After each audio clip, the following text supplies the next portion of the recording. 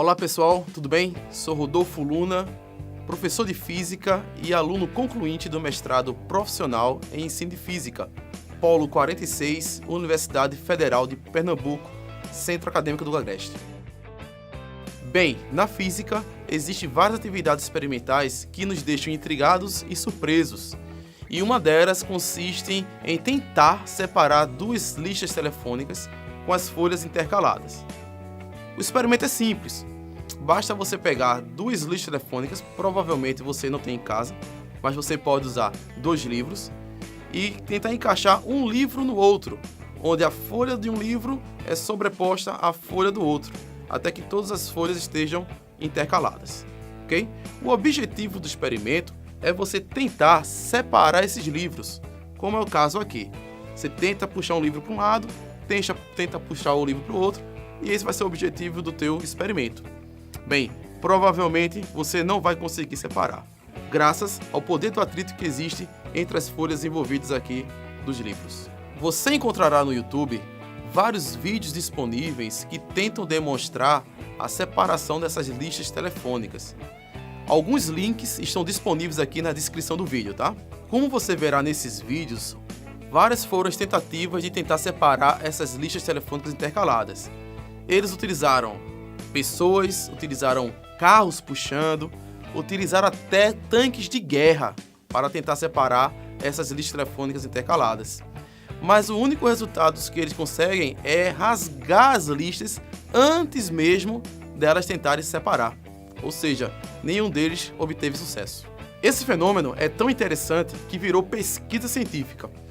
Uma emissora de TV francesa reproduziu o experimento, só que dessa vez eles usaram as listas telefônicas para suspender um carro por um guindaste.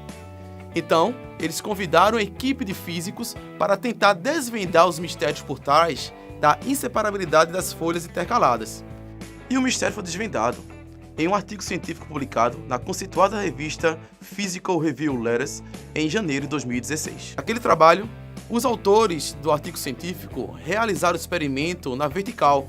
Para isso, eles não utilizaram listas telefônicas, mas blocos de folhas presas por braçadeiras, como mostra a figura. Sabemos que a força de atrito é diretamente proporcional à força normal entre as superfícies envolvidas. E essa constante de proporcionalidade é o que chamamos de coeficiente de atrito cinético. Os autores do artigo científico da Physical Review Letters utilizaram o mesmo tipo de papel. Com isso, eles mantiveram o mesmo coeficiente de atrito durante as suas medições. À medida que você puxa as listas telefônicas com mais força, elas são mais pressionadas uma contra a outra, fazendo com que a força normal entre as superfícies envolvidas seja aumentada, aumentando assim o atrito. Então, o próprio esforço que você faz em tentar separar as listas é o mesmo fator que vai influenciar no aumento da força de atrito envolvida entre as folhas. Os autores conseguiram separar as listas telefônicas, mas eles perceberam que a intensidade da força necessária para a separação das listas crescia muito rapidamente com o número de folhas que eram colocadas em cada lista. No experimento, eles utilizaram de 24 folhas a 200 folhas em cada bloco de listas. Além de realizar experimentos sob condições controladas, os autores do artigo encontraram um modelo teórico que condiz com os valores obtidos experimentalmente. Nesse modelo teórico, eles comprovaram que a força necessária para a separação das listas cresce rapidamente com o número de folhas que você coloca em cada lista.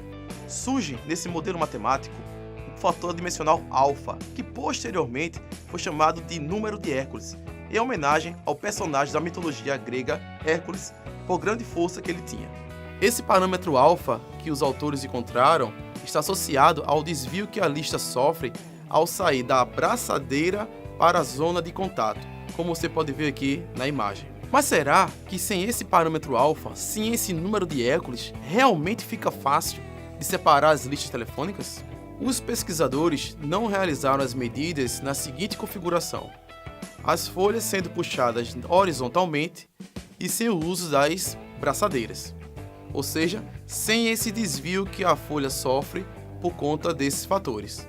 Então, a pergunta é: será que nessa configuração nova horizontal a força necessária para a separação das listas se torna muito pequena ou ainda temos valores de força extremamente altos.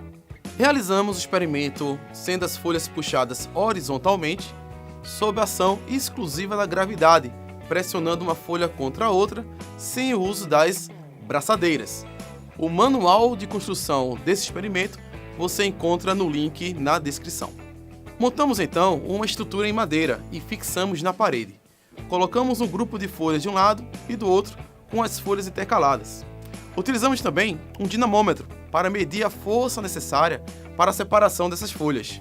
Para isso, a gente utilizou um recipiente onde o peso desse recipiente poderia ser variável. Então, variamos o número de folhas em cada bloco e medimos a força necessária para a separação desses blocos. Perceba que construímos esse gráfico e o gráfico está indicando que a força necessária para a separação das folhas cresce rapidamente com o número de folhas que você coloca em cada bloco. O comportamento descrito pelo gráfico, ele condiz com o modelo matemático que encontramos.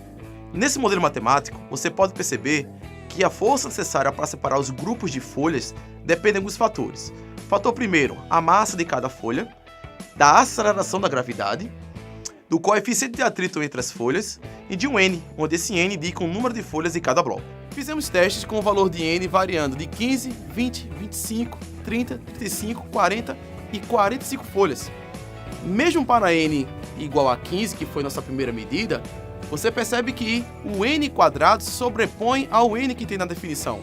Então, podemos perceber que o valor de f depende mais do n quadrado do que o fator n. Para você ter uma ideia de quanto isso é interessante, se nós utilizarmos 400 folhas nesses grupos, sabendo a massa de cada folha, o coeficiente de atrito e fazendo uma média, nós vamos encontrar os impressionantes 4.400 newtons de força necessária para separar um grupo com 400 unidades. Em outra etapa do experimento, nós rotacionamos nosso aparato de um ângulo de 90 graus e repetimos todas as medidas.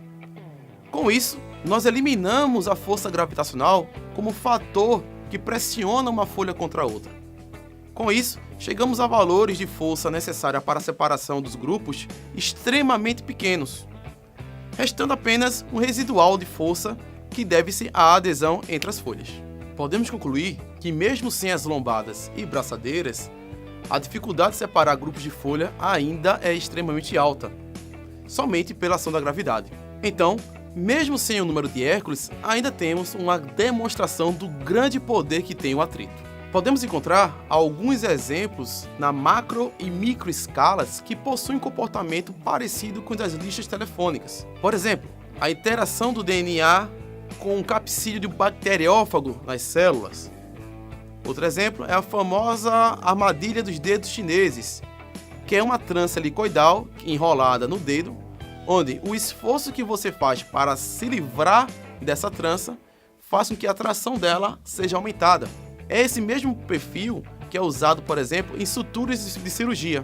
Um outro exemplo que podemos citar é a corda naval presa a um cabrestante. Neste exemplo, o atrito envolvido depende do número de voltas que você dá com a corda em torno dele. Você pode perceber que o modelo matemático que descreve este efeito depende exponencialmente do número de voltas em torno do cabrestante, representado pela letra beta, e pelo coeficiente de atrito. Este comportamento se assemelha muito ao comportamento previsto pelo modelo matemático desenvolvido pelos autores do artigo científico da Physical Review Letters. Podemos perceber como o atrito é abrangente, sendo aplicado em situações intracelulares até grandes máquinas e indústrias, justificando assim a importância que tem em ter estudos cada vez mais aprofundados na área. Como vimos, o atrito tem muito a ser descoberto sobre ele, então, sendo o tema ainda muito desafiador.